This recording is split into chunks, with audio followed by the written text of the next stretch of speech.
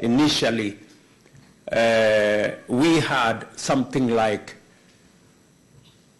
I think, 3,000 pay bills, you know.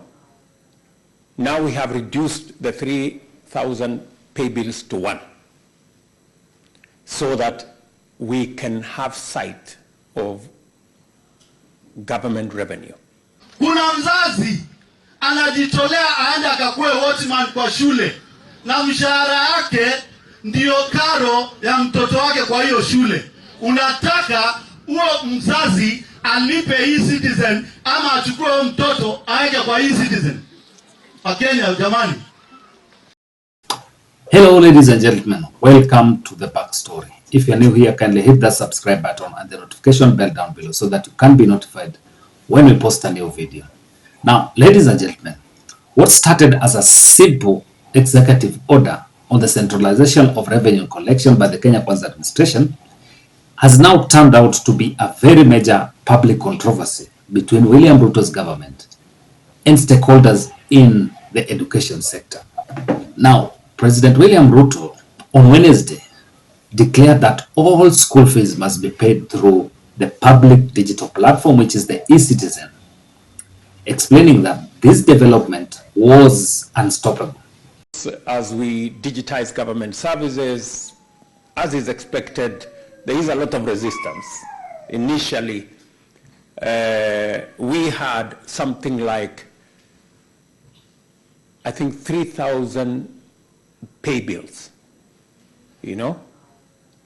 Now we have reduced the 3,000 pay bills to one, so that we can have sight of government revenue. You may have heard the latest about school fees in Kenya, or money that is paid by parents. And some of the monies paid by parents, for example, in boarding schools, because we provide resources for learning in all our primary schools and secondary schools. What parents pay is boarding fees and maybe lunch. We are insisting because we realize that there are illegal levies charged by boards of management of schools that go into accounts that nobody knows. He was making this declaration even after the court put a temporary stop towards the use of this platform. Now, the question is, what is the motivation behind the use of this digital platform in revenue collection?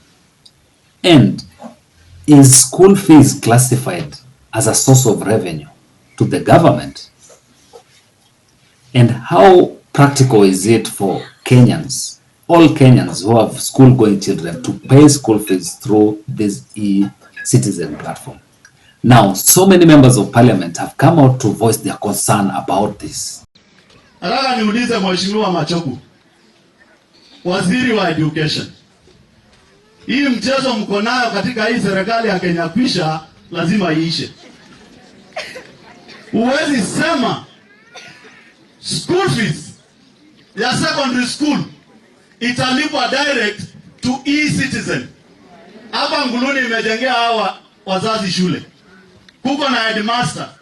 Kuna mzazi ambaye ana payslip, anachukua kondoo yake anapelekea headmistress hapa. Hiyo kondoo itaingia e-Citizen namna gani? Kuna mzazi anatoa kuni anapeleka shule, na si hapa Nguluni peke yake, Kenya mzima. Kuni ili mtoto asome. Unataka huyo headmaster, huyo principal achukue kuni aweke kwa e-Citizen namna gani? Kuna mzazi anajitolea aende akakuwe watchman kwa shule na mshahara yake ndio karo ya mtoto wake kwa hiyo shule. Unataka huo mzazi alipe e-Citizen ama achukue huyo mtoto aweke kwa e-Citizen? Kenya jamani.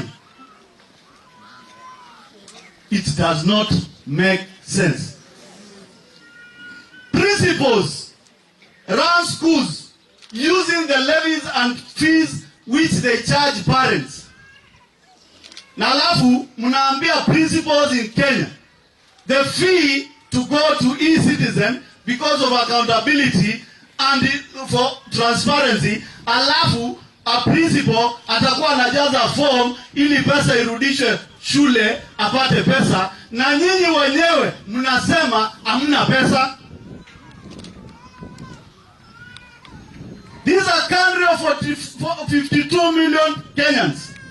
We must accommodate each and every Kenyan, mpende msipende.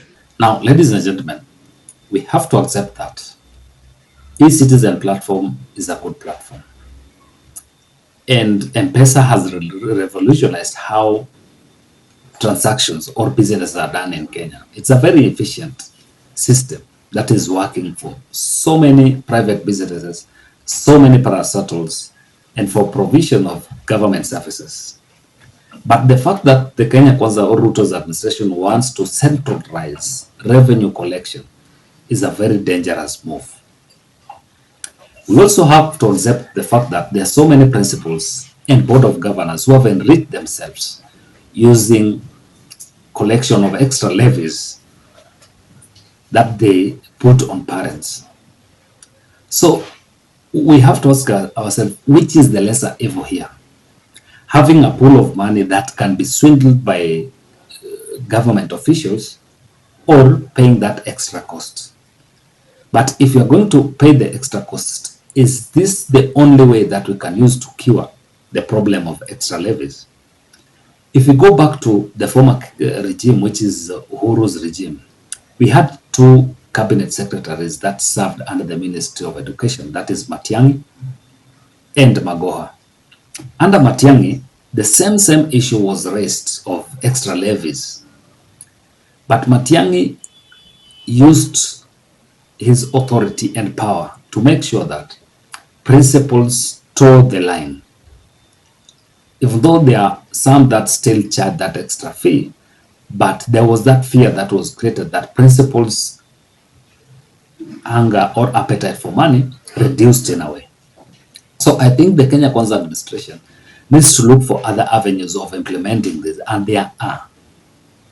You know, when we have a very serious government or we have a serious cabinet secretary who is authoritative, I think when he makes a declaration, no principal, no Kenyan would want to lose his or her job just because of an extra 200 or an extra 1,000 or an extra 10,000 shillings. That is something that can be done using administrative ways, not diverting all the money towards e-citizen.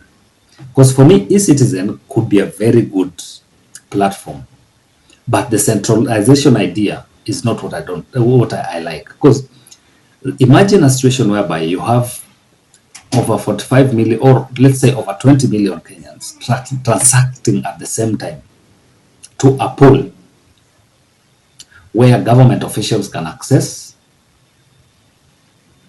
If you remember, like a year ago, there was a case of money, a case that I think it's still ongoing, where the government lost so much money through the same e-citizen platform. Then there is also the issue of service fee. I remember the Treasury had an altercation with the service provider, whereby the service provider was charging like around 50 shillings.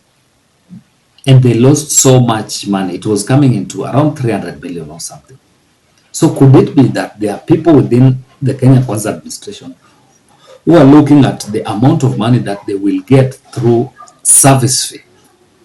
Is this what is motivating the Kenya Kwanza administration officials so that they can get money out of this? But because you'd ask yourself, how is it that pay bill numbers are working for private businesses? Pay bill numbers are working for other entities, other private organizations. But when it comes to government pay bill numbers or institutions affiliated to government that have pay bill numbers, then the service is not working well. I believe independent monitoring and accountability matters a lot. That's why we have the Office of the Auditor General, we have accounting officers, and those who can monitor within the county level, at the national level, at the institutional level, so that they are able to report to different organizations who can also hold them accountable. But a situation whereby we're going to have a pool and a lump sum of money, that is an avenue for swindling and corruption in Kenya. The Parliament has a role to do at the national level in terms of monitoring and checkmating the executive when it comes to finances and all that. That's why we have parliamentary committees. Then at the county level, we also have county committees and county assemblies. At institutional level, we have the Auditor General that needs to audit government accounts within 6 months and give a report to the National Assembly or to the country. So effectiveness does not mean pulling the resources in one basket.